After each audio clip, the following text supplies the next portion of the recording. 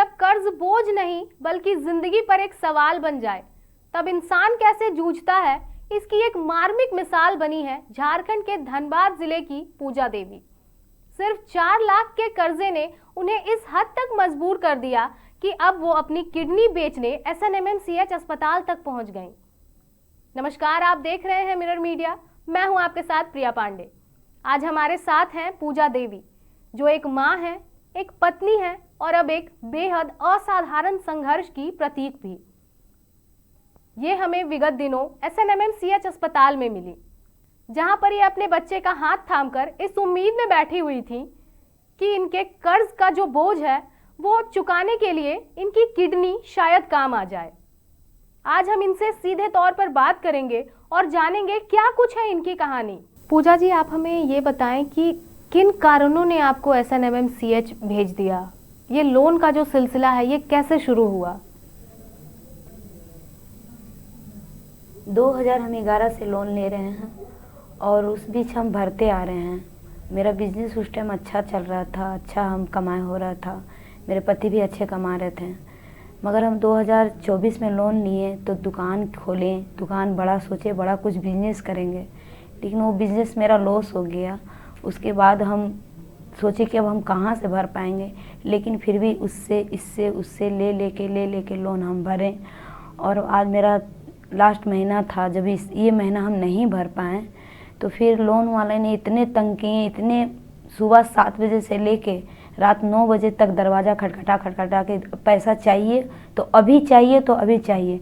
तो हम 9 बजे रात को 7 बजे सुबह कहाँ ढूंढने जाएंगे पैसा? और हम टाइम मांगे बैंक वालों से, लेकिन हमको टाइम नहीं भी दिया जा रहा और आज तक और अभी तक टॉर्चर किया जा रहा।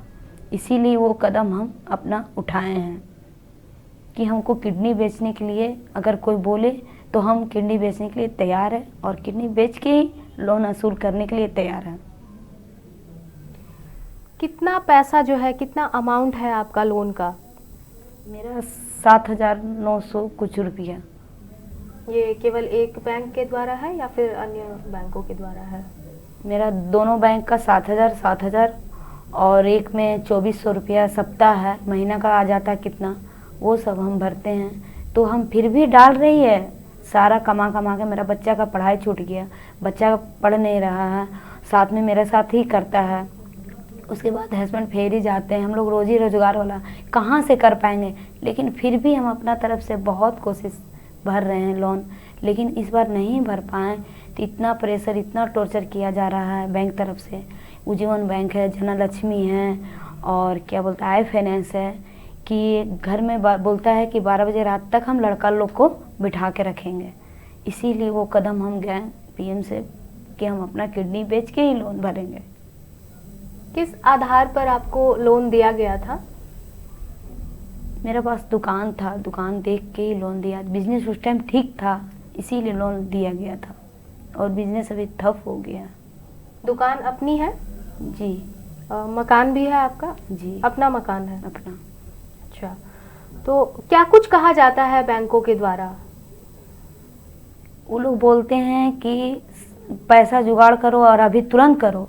तो किसी से मांगने का भी टाइम है, कोई अगर किसी के पास जाएंगे मांगेंगे तो कोई ऐसे तो नहीं दे देगा, टाइम वो भी मांगेगा ना। तो हम भी सर लोग से बोलते हैं कि सर इतना बजे, तो बोला इतना बजे नहीं, अभी चाहिए, तुरंत का तुरंत चाहिए। 9 बजे रात को चाहिए, 10 बजे रात को चाहिए, सुबह 7 बजे चाहिए। ये तो रूल नहीं है, लेकिन फिर भी वो लोग तंग करते हैं। घर पर और कौन कौन है आपके? घर पे देवर है और हस्बैंड है, देवरानी है, उनके बच्चे हैं, मेरे बच्चे हैं और हम हैं। जॉइंट फैमिली है, बड़ा फैमिली है। सबको खिलाना पिलाना और बच्चा लोग की भी पढ़ाई लिखाई सरकारी स्कूल में ही पढ़ा रहे हैं। अभी हम तो पैसा उतना मेरा पास है नहीं कि हम DAB में डालेंगे। उसके बाद भी सब देखने का बाद भी इतना हम लोग के पास प्रेशर हुआ था। उसके बाद हम गए थे PM से इन पास। कमाने का साधन क्या है घर पर आपका? वो मेरा पति फेरी करते हैं और मेरे हस्बैंड, मेरा देवर है, लहसुन का फेरी करते हैं। बस वही है, दोनों फेरी करते हैं तो दोनों का खुराकी कैसे चलेगा, तो हम कैसे लोन भरे और कैसे क्या करें। इसीलिए वो धारी से मजबूर हो के हम ये कदम उठाने जा रहे थे। मेरा पास अब कोई ऑप्शन नहीं बचा है कि हम किडनी ना बेचें और उसके बाद हम कहाँ से कर्जा लें और कैसे भरें। और मेरा बाबू भी बोला कि मम्मी तुम ना बेचो, हम बेच देंगे। बच्चे को आप साथ लेकर गई थी जी। अस्पताल? जो जब लोन के जो रिकवरी एजेंट आते हैं, किस तरह का समा रहता है उस समय? वो कभी ऐसे ही अचानक आ जाते हैं, कभी खाना खाने का टाइम है, कभी सोने का टाइम है, कभी मतलब ऐसे ही हम घर में काम कर रहे हैं और आके खटखटाते दरवाज़ा, अभी पैसा चाहिए, कहीं से ला के दीजिए, और खड़े रहते हैं, जाते भी नहीं हैं। तो सोचिए मेरा मोहल्ला में कैसा फीलिंग होगा कि और लोग देखेंगे तो क्या सोचेंगे कि ये शायद नहीं भरती है। तो हम कोई महीना ईएमआई नहीं ऐसा कि नहीं डाले हैं, सब महीना भरते आ रहे हैं। मेरा ओडी भी नहीं है कि हमको ओडी लगा हुआ कहीं से, फिर भी। मतलब पिछले जो लोन आपने लिए हैं वो सभी का ईएमआई आपने भर दिया है? सारा, हाँ। किस तरह से भरती आई हैं आप लोन? जैसे कि आप बता रही हैं कि फेरी का जो है आपका ये है, हाँ, आपके पति फेरी करते हैं। किस तरह से भर पाती हैं आप लोन जो है? मेला करके, फेरी करके, कुछ वो फेरी करते हैं, कुछ हम मेला बाजार करते हैं। मेरा बाबू मेरा साथ में ही रहता है, साथ में ही हम लोग दोनों करते हैं। इसी तरह के जोड़ जोड़ के अपना पेट काट के ही लोन भरते हैं, लेकिन फिर भी बैंक वाला नहीं सोचते हैं। कुछ मेरा हमको पहनने का मन कर गया, खाने का मन कर, मन मार के बैंक में नहीं, किसी का लिए हैं तो किसी का देना है। कितने बच्चे हैं अभी आपके? 2 बच्चे हैं। क्या उम्र होगी दोनों की? एक का 18 साल तो अभी नहीं हुआ है, 16 साल हुआ है, और एक का 11 साल। पढ़ाई करते हैं दोनों? हाँ, सरकारी स्कूल में दोनों। पढ़ाई करने रेगुलर जाते हैं वो लोग? जी। तो क्या कहना चाहेंगी कि ये जो सिस्टम है, ये कैसा सिस्टम है, क्या कहना चाहेंगे इस पर आप? ये सिस्टम है कि हम इस सिस्टम को बोलना चाह रहे कि हम ही नहीं है पीरियड, बाकी झारखंड में और कई जिला में ये लोन का चक्कर है, जो सूद ब्याज का चक्कर है। इसके लिए बहुत कोई गलत कदम उठा रहा है, कोई गलत काम करने जा रहा है, कोई क्या कर रहा है, कोई फांसी लग रहा है, कोई पति पत्नी में लड़ाई हो जा रहा है, भाई बहन, पैसा बहुत ऐसा ख़राब चीज़ है। तो हम सोच रहे हैं ना कि लोन वाला जो है, लोन ज़बरदस्ती भी देते हैं। अगर एक दीदी को नहीं ले सक रहे हैं तो दीदी क्या हुआ, आपका पैसा आया वो उठा लीजिए। वो लालची से उठा लेती है। 2 साल भरना है, 2 साल कैसा भरना है वो तो बैंक वाला नहीं जानता। उस टाइम पैसा लेने का समय तो ले लेता है, लेकिन 2 साल कैसे बीतता है वो जानती है। जैसा कि आप बता रही थी कि बैंक के जो रिकवरी एजेंट हैं वो किसी भी वक्त आपके घर पर आ जाते हैं, दरवाज़ा खटखटाते हैं, चाहे कोई भी समय हो।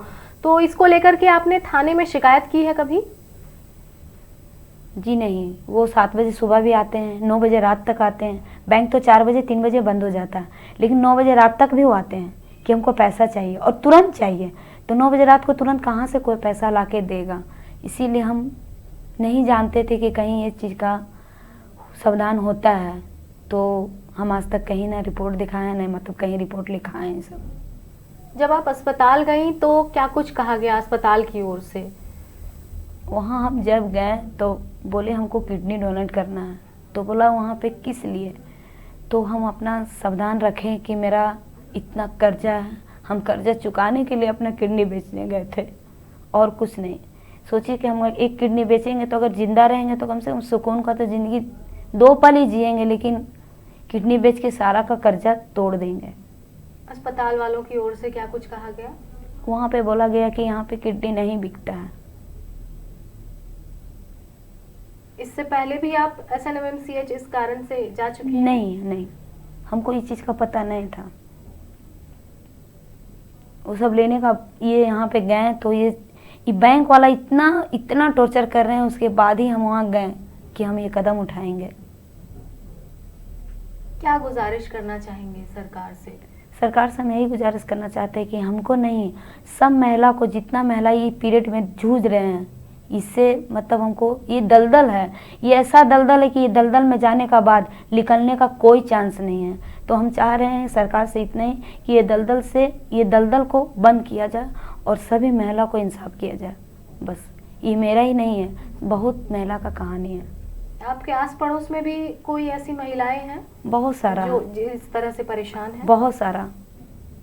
जैसा कि आपने सुना, धनबाद निवासी पूजा देवी ने अपना दर्द बयां किया, और ये दर्द था कि बैंक के जो एजेंट होते हैं उनके द्वारा लगातार प्रताड़ना की जा रही थी, अपशब्द बोले जा रहे थे, जिससे तंग आकर ये महिला SNMMCH अस्पताल गई इस उम्मीद में कि इनकी किडनी को बेचकर कहीं ये जो बैंक के एजेंट हैं इनसे छुटकारा पाया जा सके, इनकी जो प्रताड़ना है उनसे छुटकारा पाया जा सके।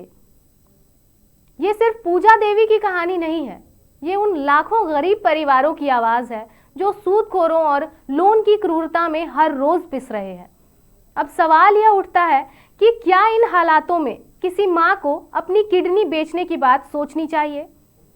क्या इसे आत्महत्या करने की ओर एक कदम नहीं माना जाना चाहिए? देश और राज्य की सरकार, धनबाद जिला प्रशासन और ये समाज सब इनकी कहानी से रूबरू होने के बाद इनको न्याय दिलाने में क्या कदम उठाती है, यह तो वक्त ही बताएगा। फिलहाल अलविदा लेते हैं, तब तक के लिए बने रहिए मिरर मीडिया के साथ।